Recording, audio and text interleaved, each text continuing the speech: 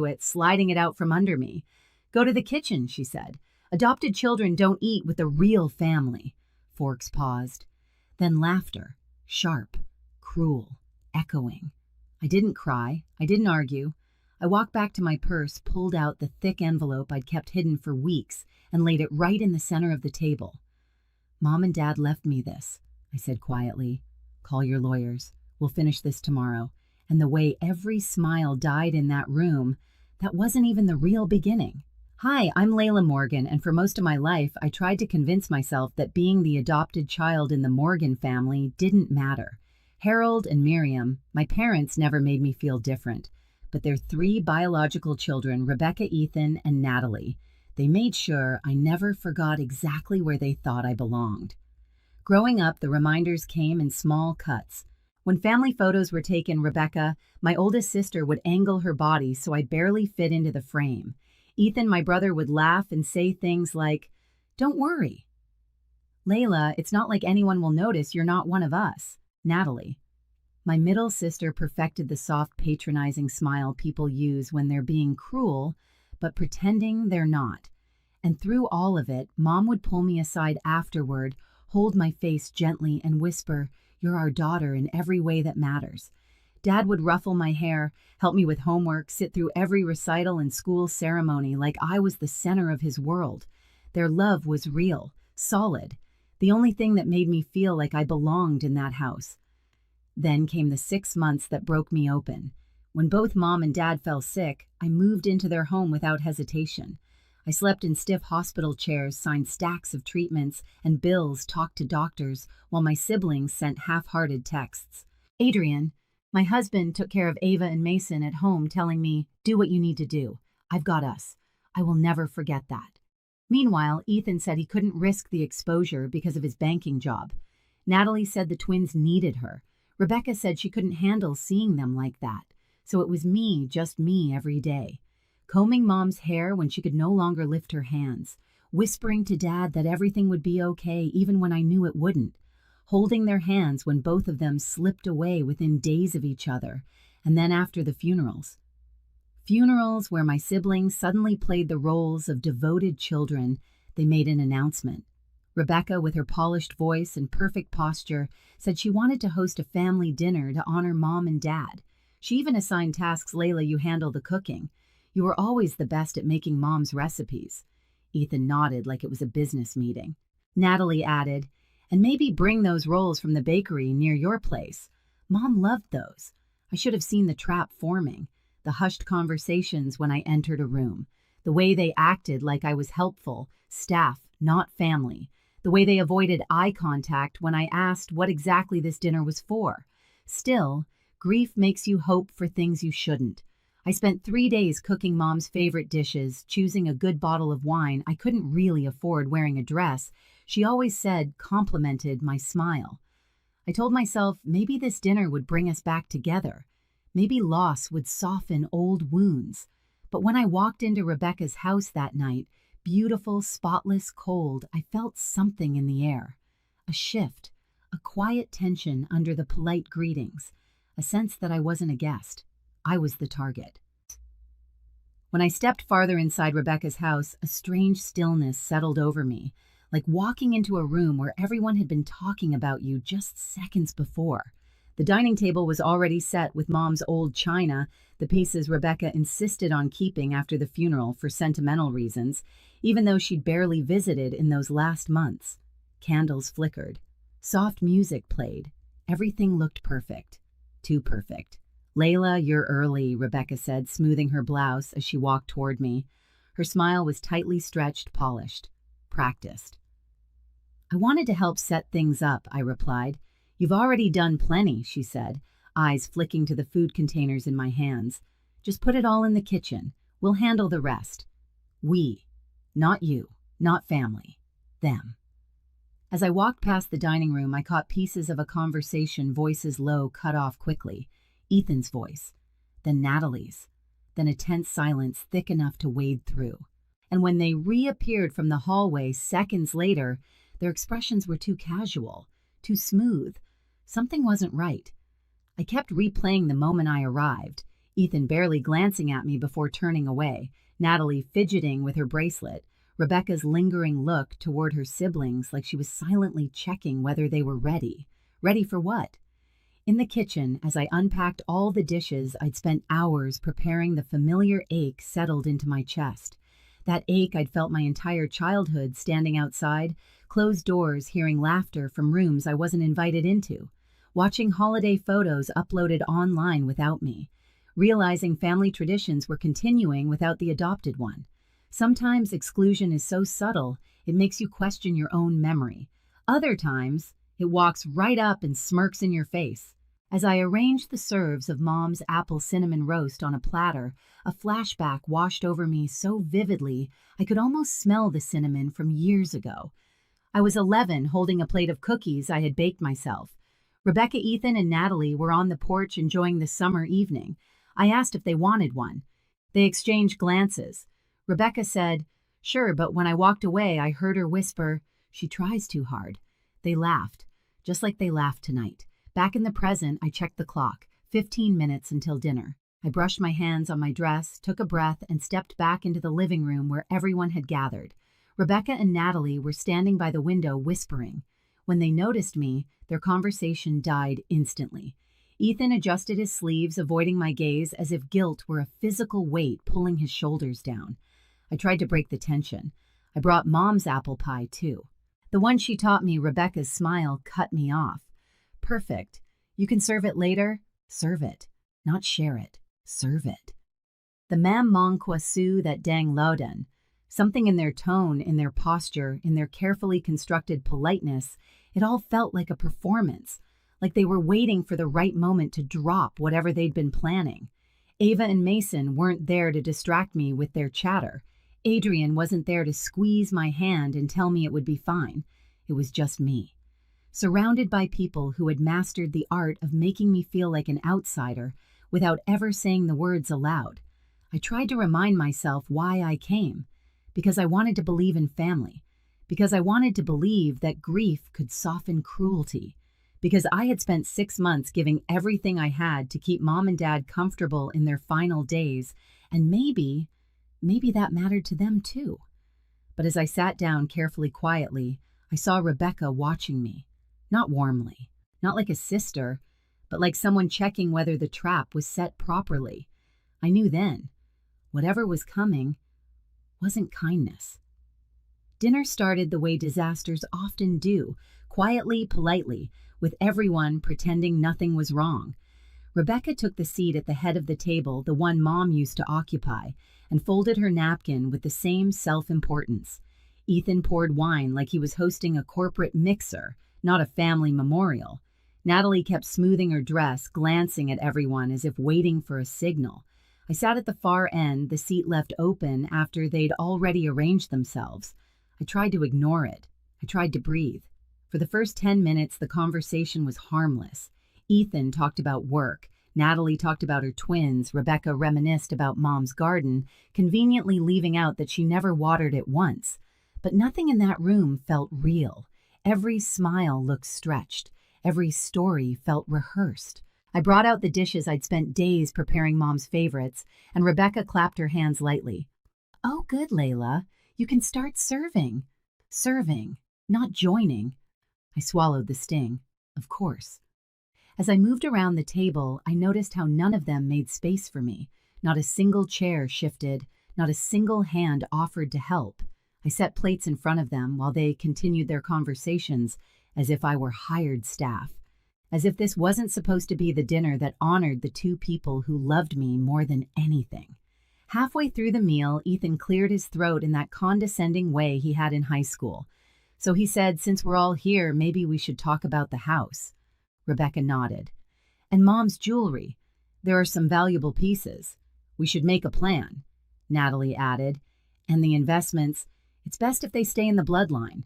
My fork froze halfway to my mouth. The bloodline.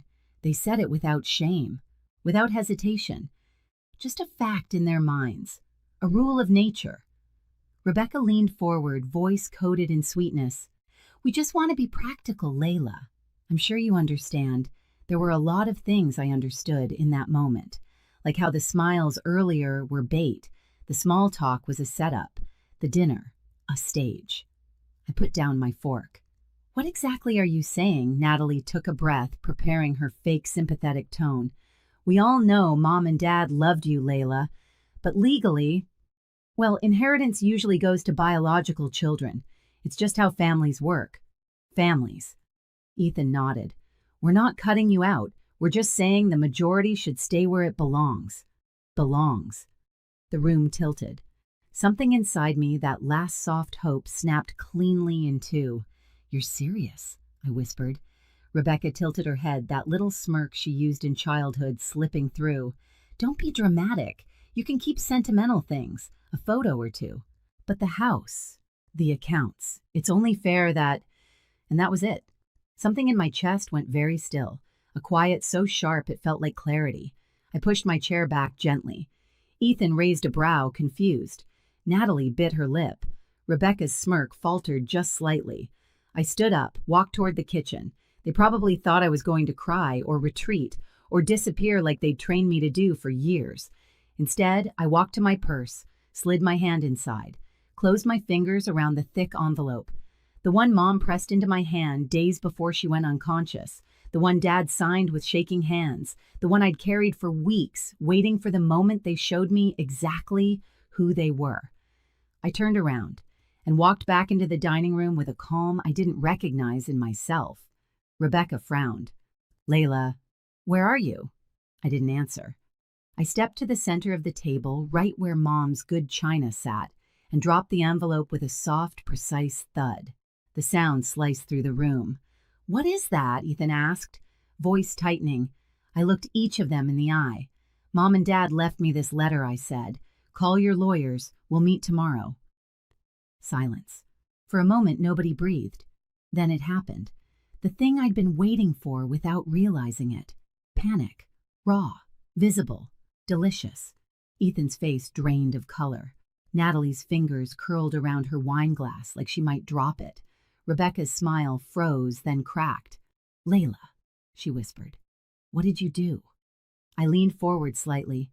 What you made me do. And without another word, I picked up my purse and walked out of the house, leaving their stunned silence behind me like smoke from a fire I had finally set. The next morning, the city felt unnaturally bright, too bright for what I knew was coming.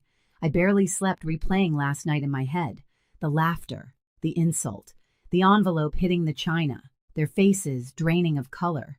Adrian drove me to the law office, his hand resting on mine the whole way. You don't owe them anything, he said quietly. I know, but a part of me, some soft, stubborn piece, still wished they had chosen differently. The law office sat on a quiet street downtown, tall windows catching the early sun.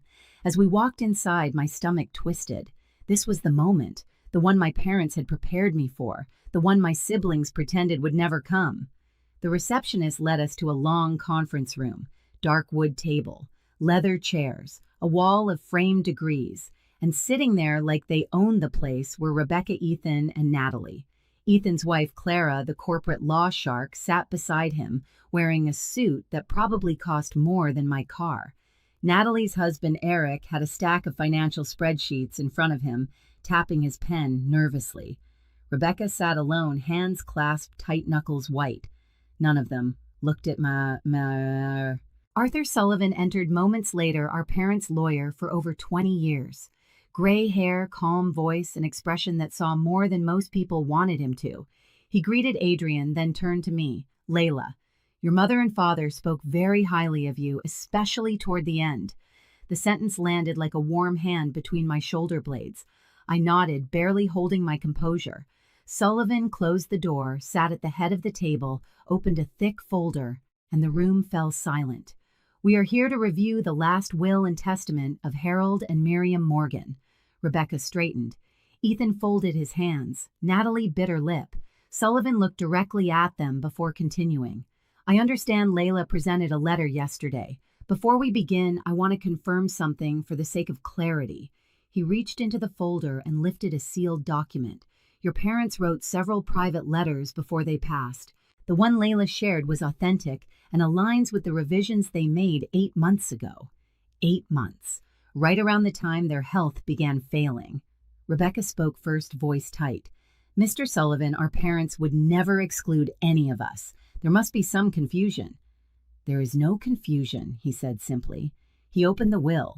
The entirety of the Morgan Estate home savings investments, belongings, and all insured assets is to be inherited by their daughter, Layla Morgan. You could hear a pin drop. Even the hum of the air conditioner seemed to freeze.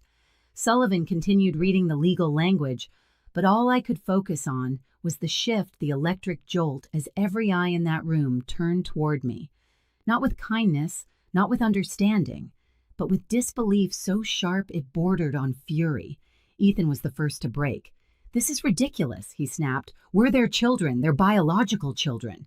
They wouldn't leave everything till he cut himself off, but the word hung there anyway. To her, to the adopted one. Clara leaned forward. "We'd like to review medical records from when these revisions were signed. There may have been diminished capacity." Sullivan raised a hand. Both Harold and Miriam were evaluated and found competent by 2 physicians. Rebecca's voice cracked. No, they wouldn't do this to us. They loved us. They loved all of you," Sullivan said gently. "But they told me something very specific. May I share it?" He looked at me. I nodded. Sullivan read from a handwritten note in the file. "Our children have grown into adults with their own lives, but Layla is the one who never left our side. Not out of obligation, but love. She took care of us when no one else would. We want to give her the security she has always given us." Natalie put her head in her hands. Ethan scoffed. "So what? She babysits them for a few months and gets everything. That's insane." I felt something inside me harden, heat pulsing low and steady. 6 months, I said quietly. 6 months of hospitals and paperwork and sleeping in chairs. Where were you? They didn't answer. Sullivan continued. "Your parents also added a clause regarding challenges to the will." Ethan leaned forward. "What clause?" "If any beneficiary attempts to contest it, they forfeit any claim to family photos, heirlooms, personal items, keepsakes, or belongings of sentimental value. Everything will instead be donated." The panic was instant. Rebecca's breath hitched. "They'd give away Mom's ring. Dad's medals if a challenge is filed," Sullivan confirmed. Natalie stared at me with red eyes. "Layla, you wouldn't let that happen, right? I mean, we grew up together. Did we?" I asked. "Because my memories of growing up with you look very different from yours." Ethan slammed his hand on the table. "You can't shut us out. This is our legacy. Legacy." My voice stayed calm. "You weren't there. Not once. You all had excuses while I was watching them fade away day after day." Eric spoke quietly, almost apologetically. "We're struggling financially, Layla. The mortgage." I shook my head. "Don't put this on me." Clara leaned in, voice sharp. "Legally, we can still argue undue influence." The circumstances. Sullivan closed the folder with a soft final thud. "You cannot argue undue influence when the beneficiary wasn't present for the revisions. Layla wasn't even in the building when they made these changes." The shock on their faces, that was the moment the power shifted. Rebecca's voice dropped to a whisper. "So it's really over?" "No," I said. "This part is over. What happens next is up to you."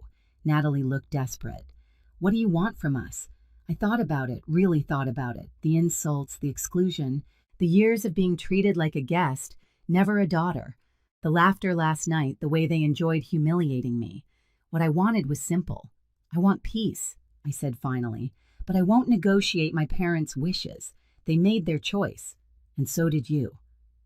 Ethan stood abruptly. "Fine, we'll see if there's any legal leverage." Sullivan cut him off. "One more thing. Your parents left a final private message for Layla." He handed me a small envelope. I opened it slowly. Inside was a single line in my mother's handwriting. "You were always ours. Now let us take care of you the way you took care of us." My throat closed. My vision blurred. For the first time since they passed, I let myself feel the weight of their love, not a burden, but a gift. When I looked up, my siblings were watching me with a mixture of resentment, regret, and something resembling fear. I stood. "I'm done here." I walked to the door. My hand closed around the handle. Behind me, Rebecca's voice shook. "Layla, Wait, please. I paused but didn't turn around. You told me to go to the kitchen, I said softly, but I'm done eating scraps. I walked out of the room, leaving them exactly where they had put me, my whole life behind me.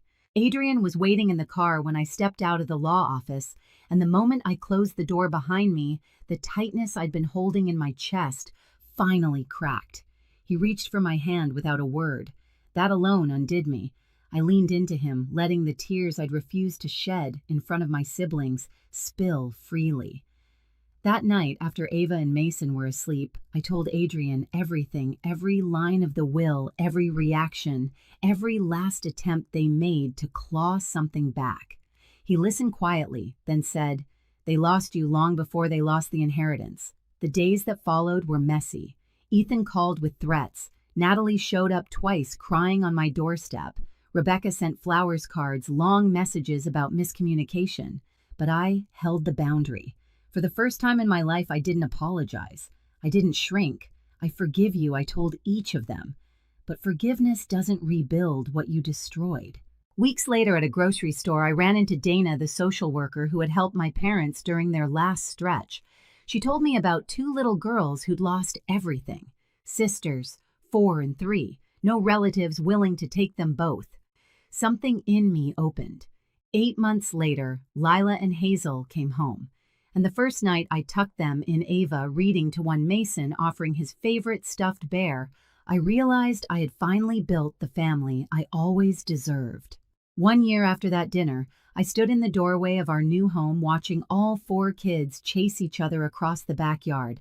Ava's laughter sharp and bright, Mason pretending to be a superhero, little Lila and Hazel clutching fistfuls of dandelions like treasures.